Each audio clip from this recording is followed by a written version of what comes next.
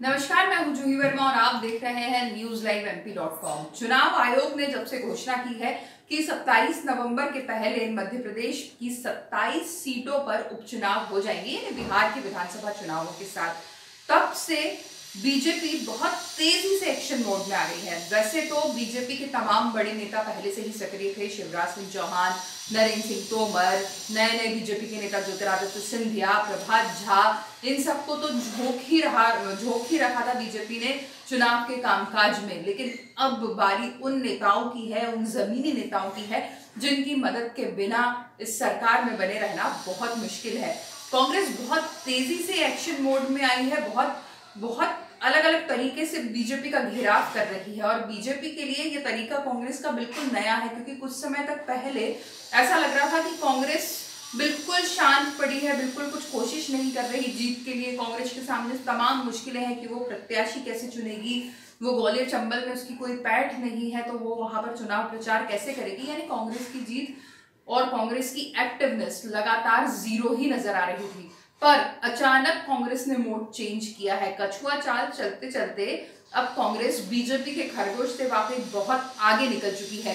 चाहे वो social media की बात हो, चाहे जमीनी स्तर पर घेरने की बात हो, कांग्रेस का कार्यकर्ता भी उतना ही एक्टिव है जितना अभी पूर्व मुख्यमंत्री कमलनाथ एक्टिव है। और उन्होंने जिस तरह की स्ट्रैटेजी बनाई है, वो ऐसी स्ट्रेटेजी है कि ए से लेकर जेड तक हर कार्यकर्ता, हर नेता कांग्रेस का सिर्फ जीत के लिए डटा हुआ है। अभी गुटबाजी बिल्कुल ना के बराबर दिखाई दे रही है कांग्रेस में, और जिस तरह से जीत के लिए आगे बढ़ रहे हैं ज्योतिरादित्य सिंधिया, शिवराज सिंह चौहान, दोनों के चेहरों पर चिंता की लकीरें साफ देखी जा सकती हैं।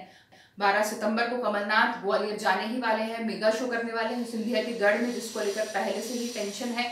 इसके बाद डॉक्टर गोविंद सिंह जो लाहार से विधायक हैं और दिग्विजय सिंह खेमे के काफी कट्टर समर्थक हैं और कमलनाथ सरकार में मंत्री भी रहे हैं, वो पूरी तेजी से जुट गए हैं।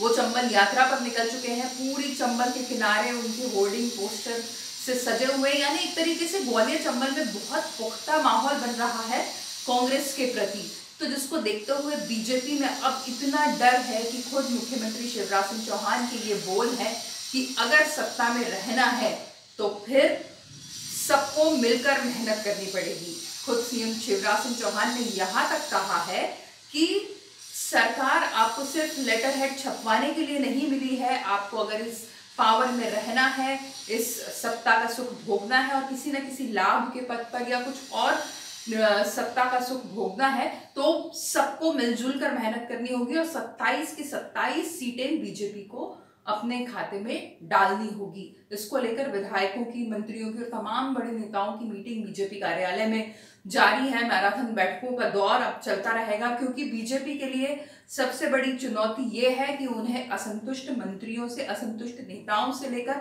असंतुष्ट विधायकों से लेकर असंतुष्ट कार्यकर्ता तक को वापस जगाना है और उन्हें कन्विंस करना है कि वो बीजेपी की जीत के लिए मैदान में उतरे और जीत के लिए काम करें। ये नाराजगी छोड़े कि जो बाहर ही आया है, जो हेलीकॉप्टर कैंडिडेट है, उसे टिकट मिल रहा है, हमारा टिकट कट रहा है।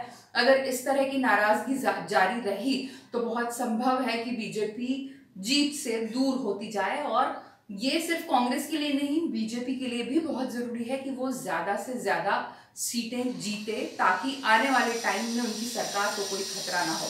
तो बचे कुछ 4 साल सरकार बिना किसी टेंशन के, बिना किसी खतरे के चल सके, इसके लिए बहुत जरूरी है कि बीजेपी ज्यादा से ज्यादा सीटें जीते। और इसी की कवायद अब बीजेपी में शुरू हो चुकी है।